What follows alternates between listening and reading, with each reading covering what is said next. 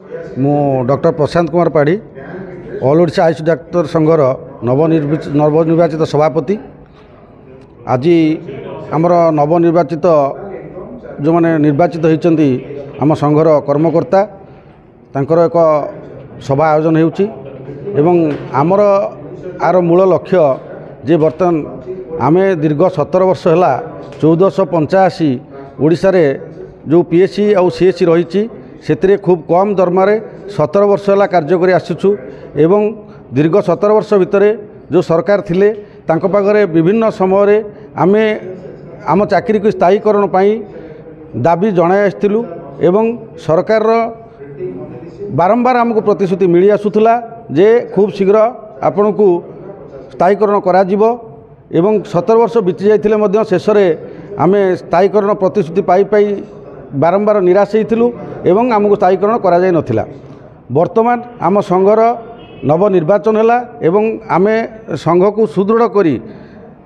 समस्ते एक कथारे ओडिशार जेते आयुष डाक्तर पीएससी सीएससी रे काम करुछंती समस्ते संगठित होई एक निर्वाचन गठन प्रक्रिया गठन है एवं सेतिरे आमर 14 जन निर्वाचित होइछंती एवं संघ को संगठित करी वर्तमान लोकप्रिय सरकार एवं लोकप्रिय मुख्यमंत्री लोकप्रिय स्वास्थ्य मंत्री आंको पाखरे निश्चित भाव में संगठित भाव में आमे दाबी उपस्थापन करूँ। आमको जेहेतु 17 वर्ष बीतीगला कम दरमार कम कर आसुचु एवं लोकसेवा ग्रामांचल आम दे आसुचु एवं आमको किपरि भाव में से खूब शीघ्र आमर चाकरी की स्थायीकरण करेंगे एवं आमे रेगुलार भाव में जो मैंने कार्य करुँच आयुष डाक्तर मैंने से जो भाव में दरमा एवं सम्मान पाँच आमको किंतु से भाई चाकरी स्थायीकरण करी उपयुक्त दरमा प्रदान करेंगे एवं आमको उपयुक्त सम्मान मिलिबो तार समूह चेष्टा आम करने संगठित हो। आज रिसेंटली आमर नुआ निर्वाचन संगठित हो जाइए एसोसिएशन एथिरे नुआ बॉडी रे 14 जन निर्वाचित होइछंती तांकर आज स्वागत संबर्धना एवं शपथ ग्रहण उत्सव पालन कराउछि एवं एथिरे आमर